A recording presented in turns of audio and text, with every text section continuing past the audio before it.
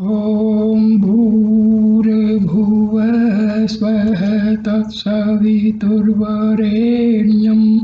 भर्गो देवस्य धीमहि धियो यो नः प्रचोदयात्। ओम शांति शांति शांति। आज मैं आपके सामने उपनिषद के बारे में बतलाना चाहता हूँ। उपनिषद किसको कहते हैं, इनका क्या महत्व है।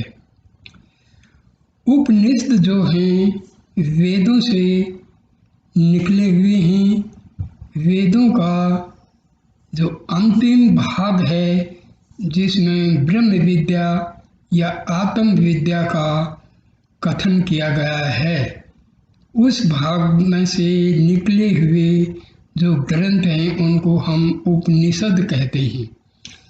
गिनती में 108 कहे जाते हैं, लेकिन 11 उपनिषद जो हैं महत्वपूर्ण हैं। उपनिषदों का जो दूसरा नाम है रहस्य विद्या बतलाया गया है। अब ये रहस्य विद्या क्यों कहते हैं?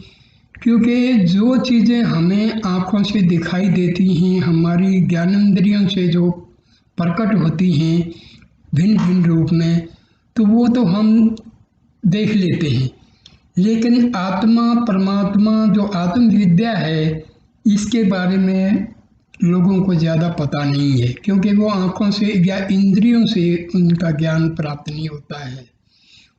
इस विद्या की प्राप्ति के लिए हमें बहुत ही अलग ढंग से जाना पड़ता है, इसलिए इसको हम रहस्य विद्या कहते हैं। क्योंकि इसमें सब कुछ अप्रत्यक्ष रूप से है, प्रत्यक्ष रूप में नहीं। आत्मा को हम देख नहीं पाते हैं, आत्मा एक शक्ति है, उसको हम देख नहीं पाते हैं। तो इस प्रकार इसको रहस्य विद्या कहा गया है। देखो, ये वैसे भी रहस्य में इसलिए है कि इसको जानने के लिए किसी एक इंसान ने कभी जो है खोज नहीं कर पाया है। ये अलग अलग व्यक्तियों ने इसके बारे में बहुत से रहस्य प्रकट किए हैं। एक व्यक्ति ऐसा नहीं हो सकता है और उस व्यक्ति का जो मत है वो सर्वमान्य नहीं रहा है। इस रहस्य विद्या को जानने का अधिकार प्राप्त करने के लिए हमें नचिकेता के समान सर्वस्व त्याग करना पड़ेगा। उपनिषदों में उस काल की अध्यात्म एवं दर्शन संबंधी सामग्रियों के भव्य चित्र ही नहीं सजाए गए हैं, प्रत्युत भारतीय जीवन दर्शन के सभी पहलुओं का गंभीर विवेचन भी उनके अंदर किया गया है। मानव जीवन में ही नहीं, इस निखिल विश्व में व्याप्त सत्य की जिज्ञासा एवं उसके अन्वेषण के लिए उपयोगी साधना की ऐसी उत्कट उत्कंठा उसमें व्यक्त है जो विश्व के विस्तृत वाङ्मय में अन्यत्र दुर्लभ है। मानवीय प्रतिभा एवं पहुंच का इनसे बढ़कर कोई दूसरा उदाहरण इस रूप में अभी तक नहीं बन सका है। ये जो उपनिषद हैं ये सारे हमारे ऋषि महर्षि और महात्माओं के द्वारा इनका संकलन किया गया है, इनकी रचना की गई है। सचमुच मानव की उत्कृष्ट कल्पना का ऐसा शाश्वत एवं कल्याण रूपी रूप विश्व साहित्य में अभी तक दूसरा नहीं दिखाई पड़ता है। यही कारण है कि आर्य धर्म ने मानने वाले भी उन पर तन मन धन से निछावर हैं। सुप्रसिद्ध जर्मन दार्शनिक शोपेनहावर ने उपनिषद के संबंध में अपना विचार व्यक्त करते हुए एक अवसर पर कहा है, यह मुझे जीवन में शांति देती रही है और मृत्यु के समय भी शांति देगी। सारे संसार में ऐसा कोई स्वाध्याय नहीं है जो उपनिषदों के समान उपयोगी और उन्नति की ओर ले जाने वाला हो। वे उत्तम बुद्धि की उपज हैं। आगे या पीछे एक दिन तो ऐसा होना ही है कि यही विश्व की जनता का धर्म होगा। देखिए, पाश्चात्य जो विद्वान रहे हैं उनका जो अध्ययन रहा है वो मन और साइकोलॉजी तक सीमित रहा है। पहली बात, उनके जो है पाश्चात्य लोगों के धर्म में कह लो या उनकी संस्कृति में कह लो, आत्मा का कोई उल्लेख नहीं। ये तो हमारे उपनिषदों से उन्होंने जाना है कि आत्मा भी कोई होता है। उन लोगों को इस चीज का, वो सिर्फ मन किस मतलब मनोविज्ञान तक ही उनका सीमित रहा है। मनोविज्ञान और अध्यात्म में बहुत फर्क है, क्योंकि मन से जो हम मन का जो विज्ञान है उसको मनोविज्ञान कहते हैं, और जो आत्म विद्या है ये हमारी आत्मा से संबंधित है। मैंने पहले एक वीडियो में आत्मा और मन का संबंध समझाया है। देखिए, मन वास्तव में होता नहीं है।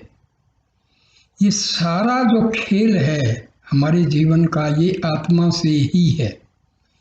मन है क्या? मन जो है विचारों की श्रृंखला है जो हमारी आत्मा से ही उत्पन्न होती है। इसी श्रृंखला का नाम जो है मन रखा गया है। पाश्चात्य लोगों ने तो बहुत सारे ग्रंथ लिख डाले हैं मन के ऊपर। मन का कॉन्शियस माइंड वो बोलते हैं, सबकॉन्शियस माइंड बोलते हैं, और वो लोग जो है अनकॉन्शियस माइंड बोलते हैं, सुपर कॉन्शियस माइंड बोलते हैं। देखिए, ये सब अध्यात्म में हम जब जाते हैं, उपनिषदों को जो पढ़ते हैं, तो हमें पता लगता है कि मन तो केवल आत्मा का एक कर्म है, आत्मा का एक अंश है। आत्मा से विचार पैदा होते हैं। ये विचारों की जो श्रृंखला है उसका नाम हम रख देते हैं आत्मा। इसी तरह ईगो क्या है? हम अपने आप को, आत्मा को पहचानते हुए ना पहचानते हुए अपने आप को हम इस शरीर से जोड़ लेते हैं। इसी का नाम जो है ईगो है। आईनेस जो है, सेल्फ, रियल सेल्फ है, मतलब रियल आई है, एक ईगो है। फॉल्स आई ईगो है, रियल आई हमारी आत्मा है। तो ये मैंने एक वीडियो में पहले इसको काफ़ी विस्तार से समझाया है। तो सुप्रसिद्ध जो पाश्चात्य विद्वान मैक्स मुलर ने उपनिषदों के बारे में एक स्थान पर लिखा है, उपनिषद वेदांत के आदि स्रोत हैं और ये ऐसे निबंध हैं जिनमें मुझे मानवीय उच्च भावना उच्चतम शिखर पर पहुंची हुई मालूम पड़ती है। ये उद्धरण इसलिए नहीं दिए गए हैं कि इनके कारण उपनिषदों की महत्ता में कोई वृद्धि हो जाएगी। प्रत्युत इससे यह दिखा जा रहा है कि आर्य धर्म ने मानने वाले विदेशियों की दृष्टि में उपनिषदों का क्या महत्व है। कहना तो ये चाहिए कि हम भारतीयों की संस्कृति और सभ्यता का परतंत्रतावस्था में भी जो सारे संसार में सम्मान था, उनका बहुत कुछ कारण ये हमारे ज्ञान भंडार उपनिषदों भरी रही है। उपनिषदों की एक एक वाणी में वह अमर तेज व शांतिदायी आलोक है, जिसे पढ़कर, गुनकर और आचरण कर कितनों की आंखें खुल गई, कितने सिद्ध बन गए, कितने योगी बन गए, कितने जीवन मुक्त हो गए और कितने ब्रह्म विलीन हो गए। सहस्रों वर्षों से सरस्वती के यह आलोक में प्रसाद अकिंचनता में भी कुबेर की समृद्धि अथवा भौतिक अभाव में भी आध्यात्मिक शांति की निधि लुटाते चले आ रहे हैं। इन्हें पाने वालों को फिर कुछ पाना नहीं रह गया। कल्पद्रुम के नीचे पहुंचकर कामनाओं का उदय हो ही कैसे सकता है। इसमें मैक्स मुलर का जो जिक्र आया है, मैक्स मुलर जर्मनी के बहुत बड़े विद्वान हुए हैं उन्होंने वैसे हमारे जो वेद साहित्य है उसका फायदा कुछ नहीं किया ज़्यादा। उन्होंने ऐसा ऐसा जो है ट्रांसलेशन किया है जो बहुत ही भयानक है। उन्होंने तो यहाँ तक सिद्ध कर दिया कि वेदों के जो ऋषि थे वो गाय का मांस खाते थे। तो भाई ऐसा है, हमारे भारतीय जो विद्वान है वो इन लोगों का पता नहीं क्यों जो है जिक्र करते हैं। इन लोगों का उद्देश्य हमारे जो संस्कृति है उसका कोई बढ़ाने की नहीं सोची, उसको गिर किस प्रकार हमारे जो वैदिक ज्ञान है इसको नीचा दिखाया जाए। खैर ये मैं किसी और वीडियो में बताऊंगा कि किस प्रकार पाश्चात्य लोगों ने हमारा कितना संस्कृत का जो भंडार है ग्रंथों का उसको तुम लोगों ने फूंक डाला था। सारा संस्कृत का जो साहित्य है वो अवेलेबल भी नहीं है। महर्षि दयानंद जब वेदों का भाष्यकार लिख रहे थे तो उनको जर्मनी से मंगाने पड़े थे वेद। कितनी विडंबना है। तो चलिए आगे देखते हैं क्या बोल रहे हैं हम। उपनिषद शाश्वत ज्ञान की अक्षय भंडार है। ये निरंतर का ज्ञान है, ये सीधा परमात्मा का दिया हुआ ज्ञान है। सारे संसार में ऐसा कोई दर्शन नहीं, ऐसी कोई विचारधारा नहीं है जो इनसे प्रभावित नहीं हुई है। परमाणु द्वारा यह तो सिद्ध हो ही चुका है कि मुगल साम्राज्य काल में इनका प्रसार विदेशों में भी हुआ, किंतु यह भी पता लगता है कि एक समय ऐसा भी था जब भारत के इन ज्ञान दीपों ने सृष्टि की ओर छोर तक में अविद्या का अंधकार को दूर किया था। मुगलों में जो औरंगजेब के बड़े भाई थे दारा शिकोह, उन्होंने उपनिषदों का फारसी में ट्रांसलेशन भी किया था। भारतीय विद्या तथा संस्कृति की तो ये मूल स्रोत ही रही हैं। ऐसा कोई दर्शन, चाहे वह आस्तिक हो या नास्तिक, ऐसा कोई शास्त्र, ऐसा कोई तर्क नहीं है जो उपनिषदों की अमर वाणियों से निकले हुए न मालूम पड़ते हों।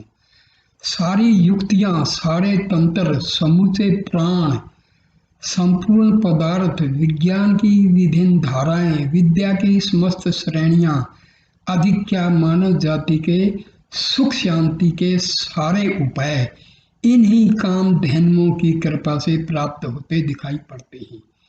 इस प्रपंच में, जगत में जो भी दुख, दैन्य, दारिद्र्य, पाप, संताप हैं, उन सब को समाप्त करने के लिए उपनिषद कल्पद्रुम के समान है। ऐसी कोई विद्या या कोई कला नहीं है जो इनमें ना हो। आचार शास्त्र तथा उच्च कोटि की सभ्यता से लेकर परम आध्यात्मिक शांति एवं पारलौकिक निश्रेयस के लिए ये सदा खुली हुई हैं। इनमें वर्णित विद्याएं कल्पना की ऊंची और मीठी उड़ान मात्र नहीं है, एक सभ्य एवं समुन्नत जाति की सहस्रों वर्षों की गहरी अनुभूतियों का उनमें रस घुला हुआ है और वे पारमार्थिक दृष्टि से क्रियात्मक हैं। उपनिषदों में दी गई शिक्षाओं को व्यवहारिक रूप में लाकर कोई भी व्यक्ति, कोई भी समाज अवंती के गर्त में कभी नहीं गिर सकता, प्रत्युत दुख दैन्य से छुटकारा पा सकता है। विद्वेष व घृणा की आग से उसे कोई भय नहीं हो सकता और न भौतिक अभाव के कारण उसे दर दर भटकना ही पड़ेगा। काम, क्रोध आदि विकारों को दूर करने की इनमें अमोघ शक्ति है। आत्म ज्योति को पहचानने के लिए इनसे बढ़कर कोई दूसरा साधन नहीं है। इनमें वह दिव्य तेज है जिससे कोई भी देश, कोई भी जाति, कोई भी समाज सदा उद्भासित रह सकता है और गिरी अवस्था में भी पुण्य उत्थान को प्राप्त कर सकता है। सामान्य पशु से मनुष्य बनाने की शक्ति का तो कुछ कहना ही नहीं है। इनमें मानव पुत्र को अमृत पुत्र बनाने या अमरत्व प्राप्त करने के सारे रहस्य भरे पड़े हैं। इनमें बताए गए संयमों के द्वारा मानव बड़ी सरलता और सुगमता से अमर बन सकता है। देखिए, अमर शब्द जो है ये भी बहुत ही भ्रम फैलाया हुआ है। हमारा शरीर जो है वो पदार्थ से बना हुआ है और पदार्थ जो है वो परिवर्तनशील है। जो चीज परिवर्तनशील होती है वो अमर हो ही नहीं सकती, क्योंकि मैटर जो है ये चेंज होता रहता है। तो हमारा शरीर तो मैटर का बना है, 5 तत्वों से बना है, तो शरीर तो अमर नहीं हो सकता है। अमर जो शब्द है वो आत्मा के साथ जुड़ा हुआ है, क्योंकि आत्मा का कोई जन्म नहीं, आत्मा की कोई मृत्यु नहीं, आत्मा अमर है। तो अमर शब्द जो है ये हमारी आत्मा से संबंध रखता है, ना कि शरीर से। तो लोग उन कहानियां बड़े बड़े कहते हैं कि भाई ये फलां फलां फलां और अमर हो गए। अमर का मतलब क्या होता है? जिन्होंने आत्म साक्षात कर लिया, ब्रह्म का दर्शन हो गया, तो उनको अमर कहा जाता है, ना कि शरीर से। ये बहुत सारी गलतफहमियां हैं जो चल रही हैं, लेकिन अमर का मतलब आत्मा से है, और जिन्होंने आत्मा को पा लिया हम उनको कहेंगे कि वो अमर हो गए। देखिए,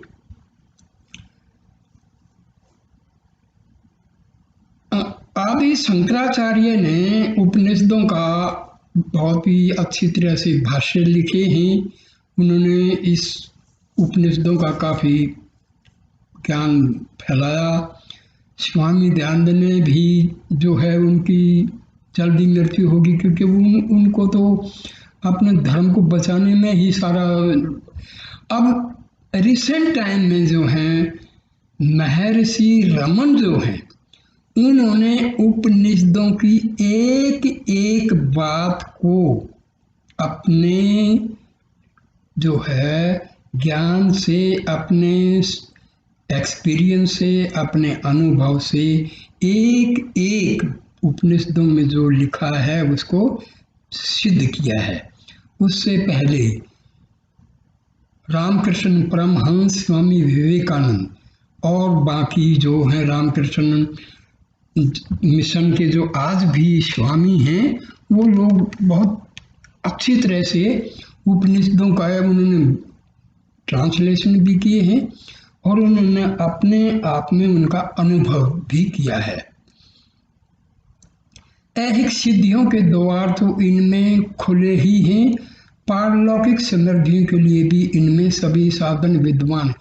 देखिए, ये सिद्धि लोग कहते हैं, सिद्धि और परमात्म प्राप्ति ये दोनों अलग हैं।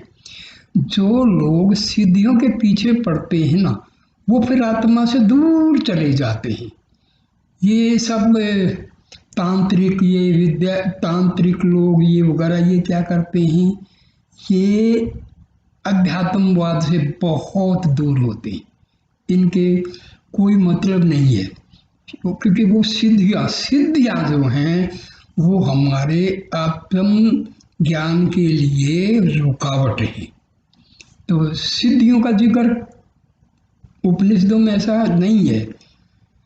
पारलौकिक समृद्धियों के लिए भी इनमें सभी साधन विद्यमान हैं, क्योंकि देखिए वेदांत जो है ना, हमारे हिंदू धर्म में वेदांत की जो शाखा है वो बहुत ही मशहूर है। स्वामी विवेकानंद, स्वामी जो है राम तीरथ और परमहंस रामकृष्ण, महर्षि रामन, शंकराचार्य, इन लोगों ने वेदांत के ऊपर बहुत अनुभव भी किए, ग्रंथ भी लिखे हैं। वेदांत का मतलब होता है वेदों के अंत में जो ज्ञान है आत्मा का, वो वेदों का अंतिम भाग कहे जाते हैं। उपनिषदों में वर्णित तथ्यों पर आधारित है। यह समझना चाहिए कि वे केवल पारलौकिक सिद्धियों की देने वाली हैं, प्रतिदिन में ऐहिक जीवन की विविध समस्याओं को हल करने की प्रेरणा है। किंतु मीठा मीठा चिल्लाने से जिस प्रकार मुंह मीठा नहीं हो सकता, उसी प्रकार केवल उपनिषद के वाक्यों के बार बार उच्चारण से भी वास्तविक सुख शांति की प्राप्ति नहीं हो सकती। केवल पुस्तकों के रट लेने से या किसी का उपदेश सुनने मात्र से आत्मज्ञान प्राप्त नहीं हो सकता। इस संबंध में मुंडकोपनिषद में कहा गया है, जिसका ट्रांसलेशन मैं बताता हूँ हिंदी में, अर्थात यह आत्मा वेदादि के अध्ययन से नहीं मिलता। देखो, वेदादि या उपनिषद पढ़ने से रास्ता हमें मिल जाता है, रास्ते पर चलना हमें है, अनुभव करना है, प्रयत्न करना है, केवल पढ़ने से कुछ नहीं होता है। ने बुद्धि की सूक्ष्मता से या बहुत से शास्त्रों के सुनने या अनेक विषयों की जानकारी से ही वह मिलता है। जो पुरुष इस संसार में केवल इसी आत्मा का वर्णन करता है, उसी को इसकी प्राप्ति होती। देखिए, आत्मा का वर्णन क्या होता है? हमें पूरा 24 घंटे में हमारा जो है संपत्ति को बढ़ाने में, संसार में लगा रहता है। खाते हैं, पीते हैं, सो जाते हैं, यही हमारी दिनचर्या है। देखो, आत्मा की जो वर्णन करने का मतलब क्या होता है, हमें मेडिटेशन करना चाहिए, ध्यान में बैठना चाहिए और अंदर डूबना चाहिए, क्योंकि अंदर ही हमारी आत्मा का निवास है। हमारा अध्यात्म के हृदय कहते हैं, हमारे ऋषि मुनियों ने कहा है कि हमारा एक तो जो हृदय जिसमें रक्त शुद्धि वगैरह का काम होता है, दूसरा हृदय है जिसमें अध्यात्म मतलब आत्मा रहती है, स्पिरिचुअल हार्ट उसको बोला जाता है। तो हमें उसमें पहुंचना होता है और हमें कोशिश करके अपने मन को भी उसी में पहुंचा देना होता है। जब हमारा मन हमारी कोशिशों के द्वारा स्पिरिचुअल हार्ट में, जब हृदय में पहुंच जाता है और वो आत्मा में वापिस समाहित हो जाता है, तो हम कहते हैं आत्मज्ञान हो गया, सेल्फ रियलाइजेशन हो गया, आत्म साक्षात्कार हो गया। भाई, ये करने से होता है, ये बहुत मुश्किल है ही नहीं, आसान इसलिए नहीं है क्योंकि हम टाइम जो है इतना मिलता नहीं है कि हम कर पाए। लेकिन भाई, असली यदि ज्ञान प्राप्त करना है तो घंटा 2 घंटा डेली बैठ के जो है अंदर डूबना चाहिए। अंदर डूबने का, देखो ये भी थोड़ी है गलती है। अंदर डूबने का मतलब क्या होता है कि हमारा जो मन है ना, उसकी नेचर है बाह्यगमन, एक्स्ट्रावर्ट होता है हमारा माइंड। हमें इसको अंदर की तरफ, इसकी डायरेक्शन चेंज करनी। मन तो बार बार बाहर जाएगा संसार में, ये इसकी प्रकृति है, ये इसकी नेचर है। हमें प्रयत्न क्या करना है कि आहिस्ता आहिस्ता मनन के द्वारा, कंटेम्पलेशन के द्वारा और अफर्मेशन के द्वारा, विजुअलाइजेशन के द्वारा मन की डायरेक्शन बाहर से हटा करके अंदर की तरफ करना है। मन जो है आहिस्ता आहिस्ता आहिस्ता हमारे अध्यात्म पे हृदय में जब पहुंच जाता है तो ये अपने स्रोत में, अपने सोर्स में मिल जाता है। तो इसमें भाई करने से होगा। ये मैं जो बता रहा हूँ ना, ये क्योंकि मैं करता हूँ और बहुत ये मुश्किल भी नहीं है, और भाई आसान तो इसलिए नहीं है कि हम करते नहीं। जब हम करते ही नहीं है तो भाई मुश्किल है, लेकिन जब करना शुरू कर दोगे ना तो केवल आनंद है। शुरू में तो कष्ट होंगे, इसके बारे में मैं बाद में बताऊंगा। अभी तो अपना जो असली विषय उपनिषदों की महत्व क्या है तो उसी पर चलने दो। आत्मा उसी भाग्यशाली को अपना स्वरूप दिखाता है। किसको? जो मैं बता रहा हूँ, जो बैठता है उठ के सुबह 3-4 बजे 2-2.5-3 घंटे बैठ के ब्रह्म वेला में और कोशिश जब करता है ना, तो भाई आनंद है, आनंद ही आनंद है दोस्तों। मुश्किल है जब तक आप कोशिश नहीं करते। कोशिश कर लो, आनंद है। इससे बड़ा दुनिया में कोई आनंद है, आपको बहुत भी आनंद आएगा। देखो, ये मैं उपनिषदों की महत्ता इसलिए बता रहा हूँ कि आप लोगों का जो है ध्यान इस आत्म विद्या की तरफ देखो, हमारे ऋषि मुनियों ने हमारे 4 उद्देश्य बताए हैं जीवन के: धर्म, अर्थ, काम और मोक्ष। देखो, अर्थ मतलब पैसा तो खूब कमाते हैं, गृहस्थ जीवन में सारा जिंदगी खपा देते हैं, ठीक है ना। धर्म, देखो धर्म की भी एक अलग से जो धर्म की परिभाषा जो है ना भाई, धर्म क्या है ना, धर्म बनाया गया है इंसान के द्वारा।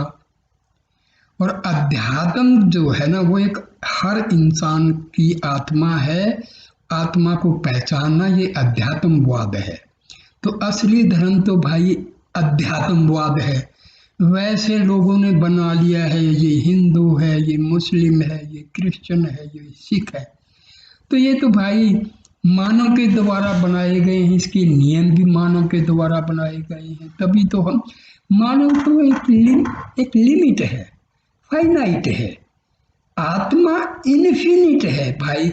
एक आप फाइनाइट की तरफ क्यों झुकते हो? Why don't you come to the infinite? आत्मा इनफिनिट है। अरे थोड़े से गिलास के पानी को छोड़ के समुद्र की तरफ दौड़ो। आत्मा एक समुद्र है, अथाह ज्ञान का सागर है। आप क्यों मन रूपी गिलास के थोड़े से पानी में ही खुश होना चाहते हो दोस्तों? चलिए, तो बलहीन अर्थात ब्रह्मचर्य विहीन परमादि और अशास्त्रीय तप में निरत को भी आत्मा नहीं मिलती, कभी नहीं मिलेगी। इसको तो भाई किसको मिलेगी? जो कोशिश करेगा। और कोशिश बहुत मुश्किल नहीं है भाई, ना उसमें पैसा लगता है, ना कुछ धन दौलत लगता है। और देखो, आप लोग बैठ के ध्यान करना शुरू कर दो। ये गुरु का चक्कर भी एक बड़ा घंटा, बहुत ही टेढ़ा काम है। गुरु जो है ना, जो भी आपको अंधेरे से प्रकाश में ले जाए, वो गुरु है। और भाई आत्मा से बड़ा कोई गुरु नहीं होता है। हमारी आत्मा के अंदर वेदों का, उपनिषदों का, पूरे ब्रह्म ज्ञान का भंडार भरा पड़ा है। लेकिन भाई हम तो वो ऐसे बस चक्कर काट रहे हैं। हाँ, अमृत का कुआं भरा हुआ है, उसके चक्कर काट रहे हैं, कोशिश नहीं करते कि पी के देखें। खजाना भरा पड़ा है हमारी आत्मा में और हम चक्कर काट रहे हैं।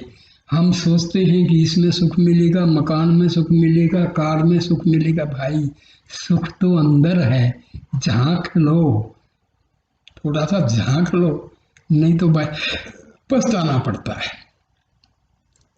इसको पाने के लिए मनुष्य को पहले इनके वचनों को सुनो, उसके बाद उन पर पूरा पूरा मनन करो।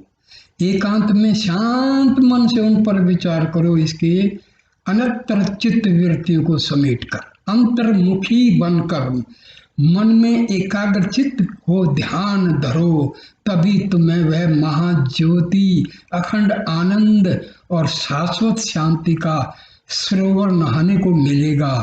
उसे प्राप्त कर लेने पर तुम्हारे हृदय की सब गांठें अपने आप खुल जाएंगी, सारे संशय दूर हो जाएंगी, सभी शुभ अशुभ कर्मों का बंधन टूट जाएगा और तुम जीवन मुक्त बन जाओ। दोस्तों, ये उपनिषदों में लिखा है, मैं सिंपल भाषा में समझा रहा हूं मेरे दोस्तों। मन जो है हमेशा हमें दुनियादारी में भटकाएगा। आप जब ध्यान में बैठोगे तो ये आपको बैठने नहीं देगा, बिल्कुल भी, क्योंकि ये आत्मा के पास आपको पहुंचने ही नहीं देगा। ये जो मैं बार बार आप शब्द का यूज कर रहा हूं ना मेरे भाई, मैंने पहले बताया था, हमारा एक तो जो आई है वो है फॉल्स, जिसको हम ईगो कहते हैं, और एक आई है हमारी आत्मा, जिसको हम सेल्फ कहते हैं। तो मैं बार बार जो आप कह रहा हूं, मैं ये ईगो को रेफरेंस में कह रहा हूं, क्योंकि हमारे डे टू डे लाइफ में जो कर्म हम करते हैं वो सब, आत्मा तो केवल विटनेस है। मन के द्वारा, बुद्धि के द्वारा, ईगो ही हमारा मास्टर है। हमारा जो दैनिक जीवन का जो कंट्रोल है वो ईगो के पास है। ठीक है ना, क्या करना है, ये ठीक है, ये गलत है, ये बुद्धि और मन का जो है डिसीजन मेकिंग है। बाकी कंट्रोल है ईगो का। आत्मा जो है फ्री विल के हिसाब से, आत्मा ने आपको फ्री छोड़ रखा है। It is your wish and will what you want to do. आपको जो करना है वो फ्री विल है आपकी। अब नियम में बंध के चलोगे, उपनिषदों की सुनोगे, वेदों की सुनोगे, उसके अनुसार चलोगे, तो भाई आपका जो आखिरी जो चीज है मोक्ष, ठीक है ना, वो आपका काम बन जाएगा। और मन की, बुद्धि की, ईगो की चलोगे तो भाई पिसते रहो, जन्म लेते रहो, मौत, जन्म, मर्त, डेथ एंड बर्थ का साइकिल में रगड़े खाते रहो। अदरवाइज वेरी सिंपल, आप भाई ऑफिस में काम करते हैं, आपने फैक्ट्रियां लगा रखी, कोई प्रॉब्लम नहीं है। केवल शाम को जब आप ऑफिस से, फैक्ट्री से, अपने वर्क प्लेस से जब आ जाते हैं, खा के पी के 1 घंटा अपने मकान के कोने में अकेले बैठ जाओ और सोचना शुरू कर दो कि मैं कौन हूँ, कहाँ से आया हूँ, क्या करने आया हूँ, मेरा उद्देश्य क्या है, मैंने अपने उद्देश्य प्राप्ति के लिए क्या क्या किया है, कहाँ भटक रहा हूँ। तो ये थोड़ा थोड़ा थोड़ा विचार करो।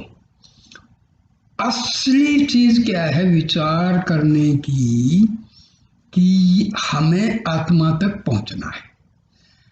महर्षि रमन ने बहुत बढ़िया तरीका बताया गया है, उसका नाम दिया गया है सेल्फ इंक्वायरी। उस पर मैं अलग से वीडियो दूंगा और ऐसे मतलब बहुत समझा के अनुभव, अपने अनुभव से मैं समझा दूंगा। लेकिन भाई करो तो, करना तो आपको है। किताब पढ़ने से कुछ नहीं होने वाला है, क्योंकि जो करने की चीज है वो केवल पढ़ने से नहीं होगा, करना है। बहुत उपनिषद का जो ज्ञान है ना, वो इतना इतना इतना प्यारा ज्ञान है ना, एक बार इसमें आपका ध्यान हो जाए, इंक्लिनेशन इसकी तरफ हो जाए, तो फिर आपका जीवन सुधर जाएगा। मेरे भाई ये याद रखना, जो लोग परमात्मा की तरफ चलते हैं ना, तो उनको लक्ष्मी, धन, दौलत, इन चीजों की कमी नहीं रहती है। यदि कमी है तो उनमें असंतोष की भावना खत्म हो जाती है। ये ध्यान देने की चीजें हैं। तो चलो, इस प्रकार यदि देखा जाए तो उपनिषदों का एक एक अक्षर एक एक बहुमूल्य रत्न है। ये हिंदू जाति के लिए ही गर्व की वस्तु नहीं है, प्रत्युत मानव जाति मात्र के लिए गौरव की बात। देखिए भाई, मैंने पहले ही बताया है, धर्म किसने बनाए? इंसान ने। आत्मा क्या है? ये तो शाश्वत है। It is परपीचुअल, it is continuing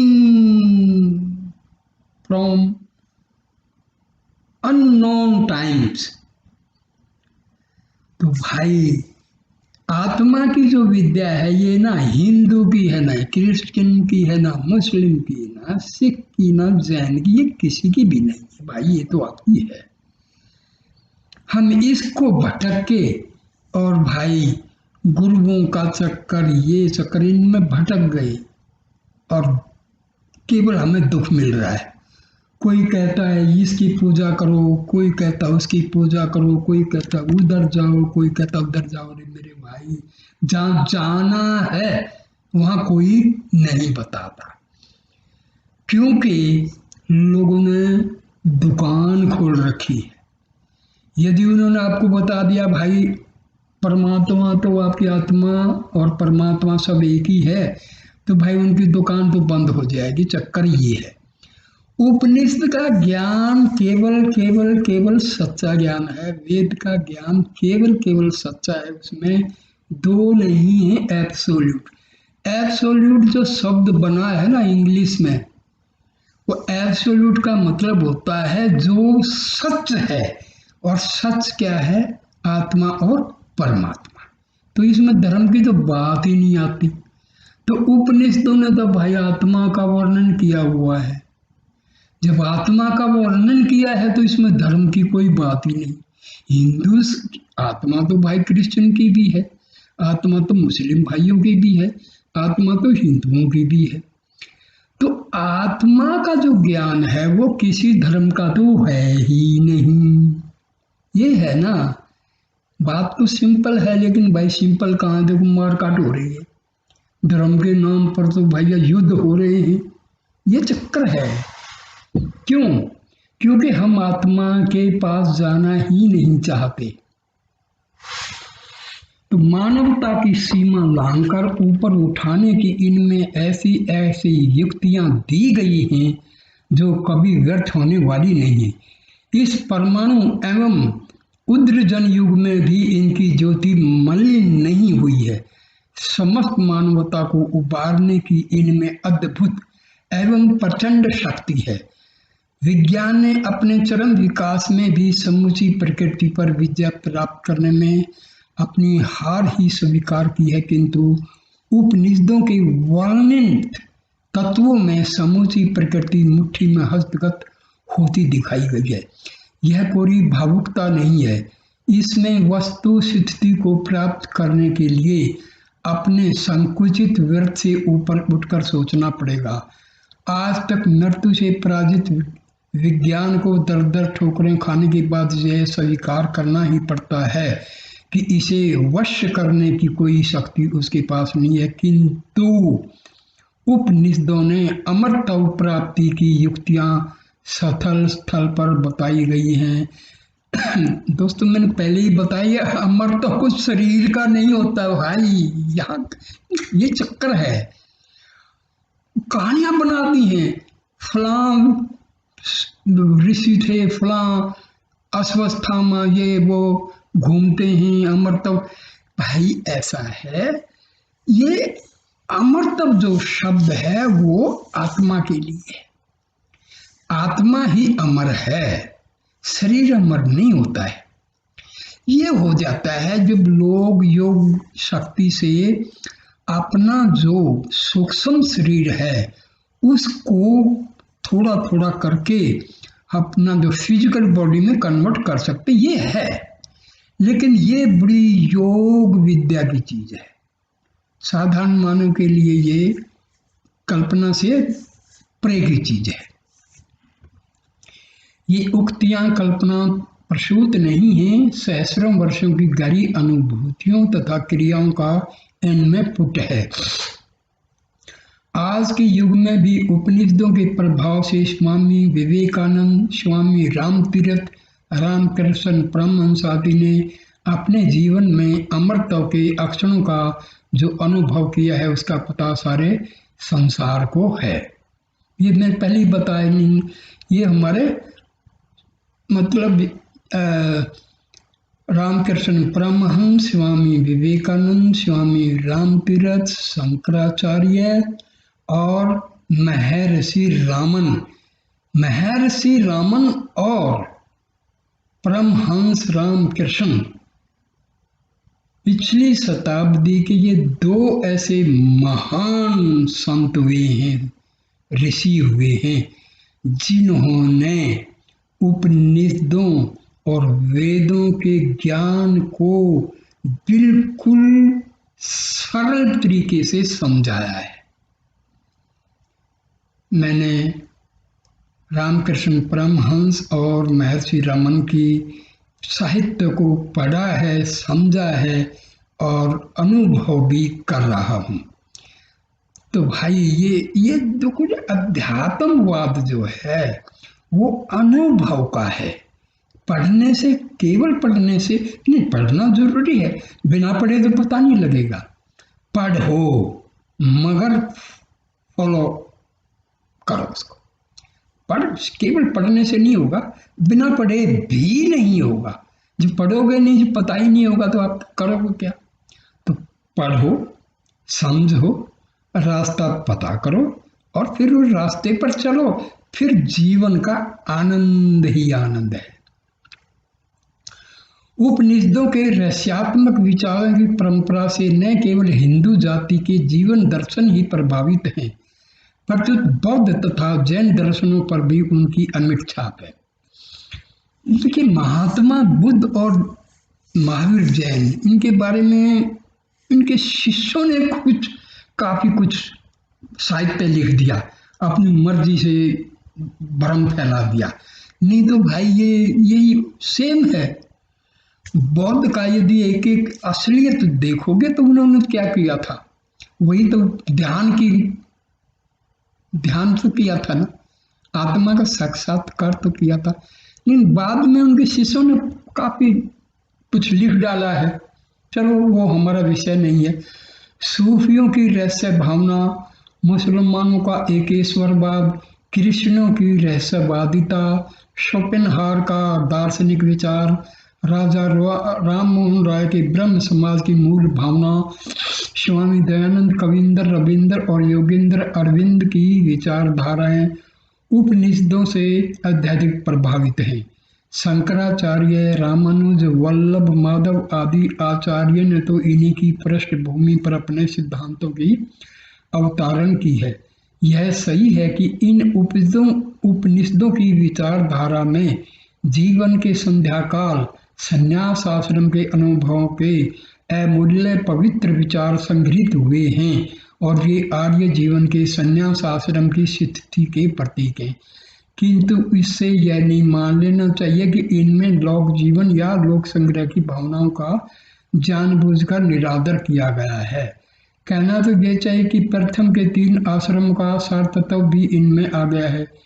इनके विचार इतने गूढ़, उदात्त और व्यापक हैं कि इनमें सब स्थिति के लोग समान लाभ उठा सकते हैं। यही कारण है कि क्या सब धर्मी, क्या विधर्मी, क्या पौवार्त्य, क्या पाश्चात्य, सभी विचारकों के लिए ये प्रेरणा और स्मृति के स्रोत हैं। व्यापक मानव धर्म और उनके जीवन दर्शन के क्षेत्र में किसी भौगोलिक रेखा से आबद्ध नहीं हैं और न काल की सीमा रेखा ही इनकी प्रसिद्धि और सनातनता में कोई बट्टा लगा सकी है। ज्ञान और अनुभूतियों का मस्तिष्क और हृदय का इनमें ऐसा मधुर समन्वय है कि कहीं विषमता का कहीं पता। देखो, वेदांत के 3 अंग हैं। सबसे पहले उपनिषद हैं, दूसरे गीता हैं और तीसरे जो हैं वेदांत दर्शन है। वेद व्यास का जो लिखा हुआ है ब्रह्म सूत्र, जिसको हम वेदांत दर्शन कहते हैं। ये 3 अंग हैं, उपनिषद, गीता और ब्रह्म सूत्र। तो यद्यपि विषय की व्यापकता के कारण सभी दर्शन एवं संप्रदाय अपने मतों की पुष्टि के लिए उपनिषदों का आश्रय लेते हैं, किंतु उत्तर मीमांसा वेदांत दर्शन की ही विशेष विवेचना इनमें की गई है। यही कारण है कि आचार्य शंकर ने अपने मत के प्रतिपादन में स्थल स्थल पर इनका उपयोग किया है। ब्रह्म की व्यापकता, आत्मा की नित्यता, लौकिक सुख की अक्षण भंगुरता, मुक्ति की उपलब्धि आदि विषयों का इनमें प्रमुख रूप से प्रतिपादन किया गया है। यद्यपि वे वास्तव में ज्ञान कांड के समर्थक हैं, किंतु उपासना और कर्म कांड का भी इनमें बहिष्कार या निरादर नहीं किया गया है। आज के विज्ञान युग ने उपासना और कर्म कांड को मानव स्वभाव से कुछ दूर कर दिया है, किंतु ज्ञान का अक्षेत्र आज भी पूर्ववत अबाधित है। इसमें काल कर्म से परिवर्तन की कोई गुंजाइश नहीं है। फलस्वरूप उपनिषदों में परमात्मा, आत्मा, सृष्टि, पुनर्जन्म, स्वर्ग, धर्म, आचार आदि का जो विवरण अथवा परिचय दिया गया है वह आज भी ज्यों का त्यों है। बड़े बड़े वैज्ञानिक विद्वानों के तर्कों और नास्तिकों की शंकाओं को वहाँ फटकने की भी स्थिति नहीं मिलती। यही कारण है कि सनातन हिंदू जाति की रीढ़ विधर्मियों के घोर अनाचारों में भी नहीं टूटी। प्राय शासन की क्रूर श्रृंखलाओं में शताब्दियों तक जकड़े रहने पर भी उसमें जड़ता नहीं आई। लाखों आंधी तूफानों बवंडर के बीच में पड़ने पर भी उसका तेज। देखिए, कुछ देश तो गुलामी के कारण अपनी संस्कृति को खो चुके, क्योंकि संस्कृति उनकी थी ही नहीं। हिंदुस्तान 900 साल तक गुलाम रहा, लेकिन आज भी भारत की हिंदू धर्म की जो संस्कृति है वो आज भी अडिग है। इसको क्यों? क्योंकि वो सच्चे उस पर रास्ते पर थे। हमारे ऋषियों ने जो रास्ता सुझाया है वो निरंतर बहने वाली गंगा की तरह है। व्यापक लोकप्रियता के कारण उपनिषदों की संख्या बढ़ते बढ़ते 200 से भी अधिक बन गई है, किंतु उनमें मुख्य 18 ही हैं, जिनकी गणना स्वामी शंकराचार्य ने अपने भाषा में की है। महर्षि दयानंद ने 11 बताए हैं, महर्षि रमन ने भी 11 ही बताए हैं, और स्वामी विवेकानंद और जो रामकृष्ण परमहंस के जो शिष्य हैं, रामाकृष्ण मिशन के जो स्वामी जी हैं, उन्होंने भी 11 ही बताए हैं। वैसे 108 बोलते हैं, लेकिन प्रमुख जो बिल्कुल ऑथेंटिकेटेड हैं वो 11 हैं। ऐसा मालूम पड़ता है कि ये से सारी उपनिषदें शंकराचार्य के बाद बनी होंगी। जहाँ तक गंभीरता और विचारों की उच्चता एवं उदात्तता का प्रश्न है, इन परवर्ती उपनिषदों से उपयुक्त 18 उपनिषदों की तुलना नहीं की जा सकती, पर इनमें भी ऐहिक और पारलौकिक सिद्धियों की विवेचना एवं गवेषणा की गई है। 18 उपनिषदों में ईश, केन, कठ, मुंडक, प्रश्न, मांडुक्य, तैत्तिरीय, छांदोग्य, सवेत्वास्वर आदि के नाम प्रमुख हैं। इनमें से 12 उपनिषदों पर भगवान शंकराचार्य ने अपना सुविस्तृत भाष्य लिखा है। महर्षि पतंजलि ने अपने महाभाष्य में चारों वेदों की शाखाओं की संख्या कुल मिलाकर 1130 बताई है। प्राचीन साहित्यकारों का आग्रह है कि वेदों की जितनी शाखाएं थी उतनी ही संहिताएं भी थी। उतने ही ब्राह्मण और आरण्यक थे और उतने ही कल्पसूत्र और उपनिषद थी, किंतु आज इन सब का कोई पता ठिकाना नहीं है। वो पहले ही बताया था, विदेशियों ने हमारे अच्छे अच्छे जो लाइब्रेरी थी सब जला डाली थी। अड्यार मद्रास की थियोसॉफिकल सोसाइटी ने जो लगभग 200 उपनिषद प्रकाशित की हैं, उनमें से बहुतरे परिवर्तित काल की रचनाएं हैं। उपर्युक्त उपनिषदों जैसी गंभीरता, व्यापकता तथा उदात्तता उनमें नहीं है। उनमें से अधिकांश शैव, शाक्त एवं वैष्णव संप्रदाय की पृष्ठभूमि मात्र बन गई है। उपनिषदों का यह कर्णिक विकास स्पष्ट संकेत करता है किस प्रकार आरंभ में हमारे धर्म और विचारधारा में संकुचित भावना अथवा सांप्रदायिकता का कोई स्थान नहीं था। निखिल विश्व और ब्रह्म जैसे व्यापक प्रश्नों पर ही विचार किया जाता था, परंतु बाद में बढ़ते बढ़ते यह धारा शैव, वैष्णव और शाक्त समुदाय की परिधि में आकर फंस गई और जिसके परिणाम स्वरूप हम विशृंखल बन गए। हमारी ज्ञान गरिमा घट गई, हम ऊपर से नीचे उतरने लगे और आज पहुँचते पहुँचते ऐसी जगह आकर रुक गए हैं कि हमें यह सहसा विश्वास ही नहीं होता कि ज्ञान की ये उज्जवल मणियाँ हमारे ही पूर्वजों के मस्तिष्क से आविर्भूत हुई हैं। शांति की यह मंदाकिनी हमारे ही पूर्वजों के विशाल हृदय से प्रवाहित हुई है। प्रगतिवादी अथवा विकासवादी चिल्लाते हैं कि जो कुछ पुराना हो गया है वह सड़ गया है, उन्हें छोड़कर आगे चलो, पीछे की ओर मुख कर हम उन्नति के शिखर पर नहीं चढ़ सकेंगे, आदि आदि। किंतु उन्हें यह सोचने की आवश्यकता नहीं पड़ती कि क्या करोड़ों वर्ष का यह सौरमंडल, यह धरातल, यह हिमवान, यह गंगा यमुना की निर्मल धारा पुरानी हो गई है, इन्हें छोड़ देना ही ठीक है। इनसे पूर्ववत लाभ होने की संभावना अब नहीं रह गई है, वे सब के सब नष्ट कर देने ही लायक हैं। ठीक, यदि कोई प्रगतिवादी यह कहने की हिम्मत कर सकता है कि हाँ ये सब उपेक्षणीय हो गए हैं, तो फिर उसके लिए मानव संस्कृति की ये मूल स्रोत उपनिषद भी कूड़ा करकट से ही हो सकती है। परंतु अभी ज्ञान उन्माद का ऐसा कठोर युग शुरू नहीं हुआ है।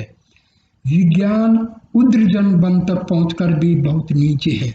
उपनिषदें अभी बहुत ऊंची हैं, उनमें वर्णित जीवन के तत्वों की प्राप्ति अभी विज्ञान से संभव नहीं है। ट्यूबवेल लगाकर हम 10-20 बीघा खेती की सिंचाई भले ही कर लें, पर हरिद्वार का कुंभ अथवा तीर्थराज प्रयाग का संगम उस कूप के तट पर नहीं लगेगा। भीतर घुसकर देखिए इनके रत्नों की कुछ अमल अमंद छवि जो तन मन के संतापों को दूर भगाने में आज भी यथापूर्व है। केवल हमारी आंखें बदल गई हैं, इनमें भी अज्ञान, प्रमाद और अभिमान का चश्मा चढ़ा हुआ है। उसे उतार का हम तनिक निहारें तो सही। अज्ञान और अविद्या में भ्रमते हुए भी अपने को धीर और पंडित मानने वाले मूर्ख लोग नाना कष्टों एवं योनियों में भी उसी प्रकार भटकते और ठोकर खाते फिरते हैं जैसे एक अंधे के पीछे चलने वाले दूसरे अंधे। सत्य की ही इस संसार में विजय होती है, असत्य की विजय कदापि नहीं होती। सत्य धर्म से ही ब्रह्मलोक की प्राप्ति का वह विस्तृत मार्ग देवयान प्राप्त होता है, जिसके द्वारा अपनी कामनाओं को प्राप्त करने वाले महर्षि गण उस परम धाम में गमन करते हैं जहाँ वह सत्य का परम आश्रय परमात्मा निवास करता है। यह आत्मा सर्वदा सत्य से, तपस्या से, यथार्थ ज्ञान से और ब्रह्मचर्य से पाया जाता है। निष्पाप और यत्न में निरंतर रहने वाले लोग इस निष्कलंक और प्रकाश स्वरूप आत्मा को अपने अंतःकरण में ही देखते हैं। हमारे पूर्व आचार्यों की यह शिक्षा अकेले ही भारतीय संस्कृति के सभी अंगों पर प्रकाश डालने में पर्याप्त है। भारत के पास कुछ रहे या न रहे, यदि उसके निवासी अपने पूर्वजों की इस अमर वाणी का ही केवल अनुसरण करते रहेंगे तो उन्हें कल्पांत तक अकिंचन दुखी और अशांत होने का कोई कारण नहीं होगा। इस प्रकार विश्व के विस्तृत वांग्मय में साहित्य, वांग्मय का मतलब होता है साहित्य में उपनिषद की महत्ता बेजोड़ है। वे न केवल अपनी परम प्राचीनता के कारण ही आदरणीय हैं, तर्तुत उनकी सहज सुखदायिनी सूक्तियाँ अमरत्व का संदेश देने वाली हैं। भारतीय आर्य संस्कृति का समुन्नत एवं शुद्ध रूप तो सदा से इन्हें अमृत वाटिकाओं में निमज्जित होकर निखरा है। ये किसी संप्रदाय विशेष की वस्तु नहीं है। इनकी सामान्य दृष्टि वसुधैव कुटुंबम के महान एवं पुनीत लक्ष्य पर स्थित है। यही कारण है कि देश विदेश सर्वत्र इनका आदर सम्मान है। पर यह सब होते हुए भी उपनिषद सर्वसाधारण के लाभ में नहीं आती। इनकी गहन गंभीरता की दुहाई देकर जब हमारे कितने संस्कृतज्ञ पंडित जन भी इनके अमर संदेश से आजीवन वंचित रह जाते हैं, तब केवल हिंदी जानने वालों का या दोष। आज तक अनेक उपनिषदों के, देखो भाई, भाषा इंपॉर्टेंट नहीं है। असली चीज क्या है कि किसी भाषा के द्वारा ज्ञान क्या है, असली चीज ये है। तो हमें जो है ना, उपनिषदों में मैंने बताया ना कि उदाहरण दे करके, कहानी दे करके बड़ा अच्छे तरीके से समझाया गया है। तो अब इसके आगे जो मैं तो जो बताया हूँ, इसके आगे में उपनिषदों की कहानियों के द्वारा किस प्रकार जो है ज्ञान का संचार किया गया है हमारे ऋषियों द्वारा, तो ये मैं कहानियों की एक श्रृंखला शुरू करूंगा। क्योंकि कहानियों में अलंकारिक भाषा का यूज किया गया है। जैसे कठोपनिषद में नचिकेता कोई वास्तव में नहीं रहा है। नचिकेता एक विद्यार्थी है, एक साधक है, एक जिज्ञासु है। उसने यमराज से जो है आत्मा का ज्ञान प्राप्त किया। तो श्वेत केतु है वगैरह वगैरह बहुत ऐसी। तो कहानियों से हमें उनका जो है ज्ञान सही मिल जाएगा। तो दोस्तों, ये आप लोग जो हैं, मेरी जो चैनल है उसमें आप अपने क्वेश्चन लिख करके मेरे से पूछ सकते हैं, ठीक है? क्योंकि जो अध्यात्म ज्ञान है ना, वो अनुभव के द्वारा प्राप्त किया जाता है, किताबें पढ़ के नहीं। किताबें तो टीवी में अब दुनिया भर के बैठे हैं पंडित लोग, प्रचारक हैं, वो पढ़ देते हैं बहुत सारे। देखो, अनुभव के द्वारा जो ज्ञान अर्जित किया जाता है वही उपयोगी होता है। किताब से पढ़ लिया और सुना दिया तो वो उसका असर भी नहीं होता है, ठीक है? तो आप लोग जो है मेरे से पूछ सकते हैं, आपको जो डाउट आए वो पूछ सकते हैं, ठीक है? नमस्ते दोस्तों।